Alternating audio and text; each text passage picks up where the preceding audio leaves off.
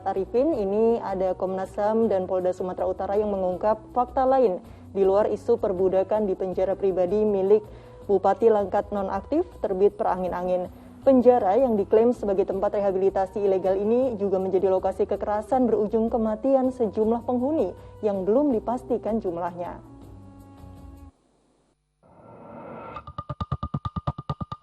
Temuan pola rehabilitasi penuh kekerasan pada penjara pribadi milik Bupati nonaktif Langkat terbit perangin-angin dinyatakan oleh Komnas HAM dan Polda Sumut Sabtu kemarin. Fakta dan temuan hasil penelusuran tentang penganiayaan hingga hilangnya nyawa penghuni juga ditemukan oleh Direktorat Kriminal Umum Polda Sumut, namun dengan korban dan waktu yang berbeda. Terdapat sebagian penghuni penjara yang diupah di bawah UMR maupun yang tidak digaji. Namun untuk menetapkan temuan ini sebagai pola perbudakan dan eksploitasi manusia, Komnas HAM masih akan meminta tanggapan saksi ahli. Saat ini polisi telah memeriksa 30 orang saksi di luar saksi yang diperiksa oleh Komnas HAM. Ke-30 saksi itu merupakan bagian dari kerabat penghuni, pekerja, warga sekitar, serta bekas penghuni. Sejak dioperasikan 10 tahun lalu terdapat setidaknya 644 orang yang pernah menghuni penjara ini. Faktanya kita temukan memang terjadi satu proses rehabilitasi yang cara melakukan rehabilitasinya memang penuh dengan catatan-catatan kekerasan. Ya, kekerasan yang fisik gitu ya, sampai hilangnya nyawa. Berikan waktu kepada kami untuk mengungkap ini secara utuh, teman-teman sekalian, termasuk siapa yang bertanggung jawab. Tentu ini akan menjadi concern dari kita dalam rangka melaksanakan pengungkapan kasus ini. Isu perbudakan di penjara pribadi milik Bupati Langkat nonaktif terkuat setelah operasi tangkap tangan KPK pada Januari lalu.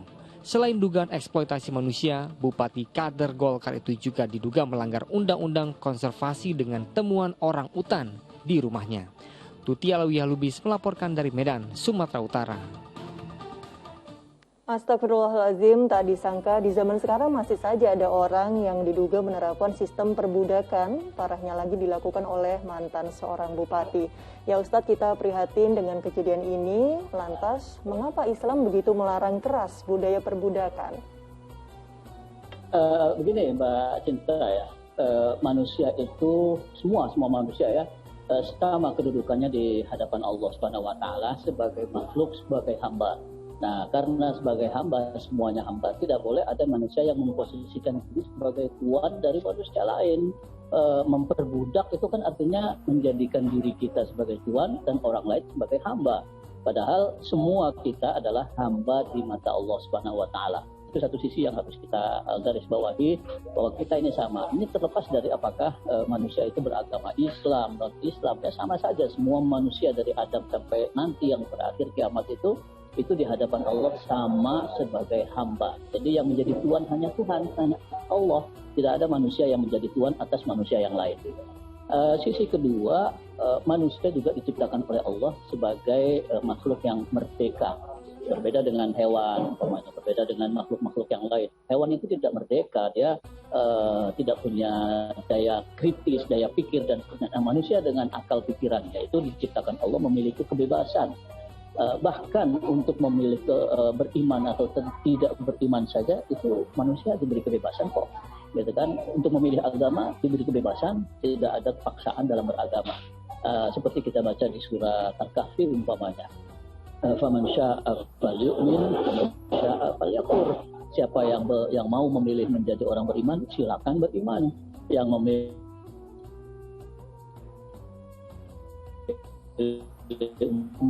jadi orang kafir, tidak beriman pada ajaran yang berdiri. Nah, tentu saja karena kebebasan begitu tinggi, perbudakan yang melawan prinsip kebebasan itu menjadi terlarang, sangat dilarang. Dan pada masa praktek awal-awal Islam turun kan praktek itu masih banyak.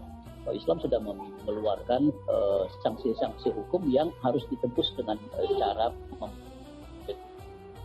membebaskan orang budak supaya semakin banyak orang yang terbebas. Nah, di sisi lain lagi yang ketiga, ini riwayat Ali bin Abi Thalib bahwa beribadah itu kan ada tingkatan-tingkatan.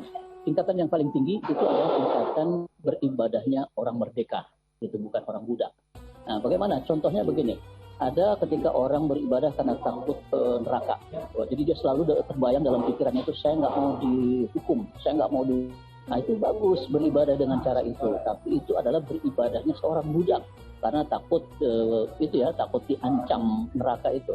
Ada lagi orang yang beribadah karena ingin mengejar surga, ingin dapat imbalan. Bagus enggak itu? Bagus juga kata Imam Ali. Tapi itu adalah jenis ibadahnya pedagang. Keluar modal dapat untung gitu. Saya keluar beribadah, keluar tenaga, kalau melakukan sesuatu keluar tenaga, keluar pikiran, saya harus dapat untung, dapat pahala. Itu juga bagus, tapi ada yang masih lebih bagus, yaitu ibadahnya orang merdeka. Nggak ada pamrih apa-apa. Pokoknya saya punya Allah, Allah menghendaki saya beribadah, otak saya berpikir bahwa beribadah itu menguntungkan saya dan pengabdian saya kepada Allah, sudah saya beribadah saja. Nah, itu saya kira tinggi sekali posisi orang yang merdeka, sampai dalam beribadah pun ada tingkatan-tingkatannya, dan ibadah orang yang merdeka itu adalah yang paling tinggi. Itu saya kira, Pak, mengapa kemudian perbudakan menjadi begitu dilarang keras ya dalam ajaran Islam, Mbak Cinta. Ya, Masya Allah, luar biasa sekali Ustadz Arifin. Sebelum Islam masuk, budaya perbudakan kan sudah dikenal ini oleh penduduk Mekah saat itu. Lalu bagaimana sejarah perbudakan sebelum dan sesudah Islam masuk di masyarakat Mekah hingga sekarang? Betul sekali bahwa perbudakan pada saat Islam turun itu sudah ada ya, bukan cuma di Jazirah Arab ya, di wilayah yang sekarang disebut Eropa, Amerika, di Afrika, itu hampir semualah dunia, peradaban di dunia saat itu sebelum Islam datang mempraktekkan apa yang disebut dengan perbudakan itu. Nah, tapi kemudian Islam datang secara perlahan berupaya untuk menghapus praktek perbudakan. Kenapa? Karena tadi ya bertentangan dengan prinsip kebebasan, kemerdekaan seorang manusia. Nah, namun dalam melakukan pembebasan terhadap praktek yang begini ini, perbudakan, Islam seperti halnya ketika melakukan hukum yang lain, itu melakukannya secara bertahap. Secara bertahap, tidak sekaligus. Antara lain umpamanya ketika seorang dulu Abu Bakar juga punya budak ya, dan banyak tokoh-tokoh sahabat saat itu sebelum Islam datang memang sudah terlanjur punya budak. Nah, itu antara lain diajarkan oleh Rasul dengan cara membebaskan budak, bukan dengan cara menjual, tapi bebaskan begitu saja. Umpamanya menebus kesalahan. Dalam syariat Islam itu ada ketika kita melanggar puasa siang hari Ramadan, ada suami istri berhubungan badan. Nah, itu kan salah satu cara untuk menebusnya, itu kan puasa 2 bulan berturut-turut atau memerdekakan seorang budak. Nah, itu mengapa ada memerdekakan seorang budak? Supaya semakin banyak budak-budak yang pada saat itu sekian banyak merdeka. Nah, kalau sudah merdeka itu diperlakukan sebagai orang yang merdeka. Sebab dulu kalau pada masa perbudakan masih berlangsung, itu seorang budak nggak boleh kawin sama orang merdeka. Secantik apapun perempuan keturunan budak, ibunya budak, bapaknya budak, itu nggak boleh kawin sama orang yang merdeka. Itu saat itu. Nah, tapi kemudian zaman Islam secara perlahan-lahan itu boleh, itu kemudian dianggap sama semua manusia, sehingga lambat laun memang memerlukan waktu yang sangat panjang ya. Lambat laun sampai masa sahabat itu masih ada, lambat laun sampai sekarang tidak ada praktek perbudakan. Sampai hari kiamat tentu saja sedikit atau banyak yang mirip sama persis atau agak berbeda masih tetap ada. Kadang-kadang dalam praktek TKW kita di tanah suci di Arab Saudi itu kadang-kadang ada pihak-pihak dari sana yang menganggap itu adalah budak-budak yang bisa diperlakukan seperti pada zaman dulu. Tentu itu juga keliru, harus kita protes jika ada tindakan semacam itu. Tapi kalaupun ada kejadian itu mungkin bisa dihitung 1 dari sekian, banyak sekali. Saya kira zaman sekarang khusus di wilayah negara-negara Muslim hampir tidak ada lagi praktek perbudakan. Begitu, Mbak Cinta. Allah, itulah mengapa Islam sangat melarang perbudakan, karena semua orang di mata Allah Subhanahu wa taala itu adalah sama, yang dinilai nantinya adalah tingkat keimanan dan ketakwaannya. Begitu ya Ustadz? Betul. Kita ke Makassar, 1 orang tewas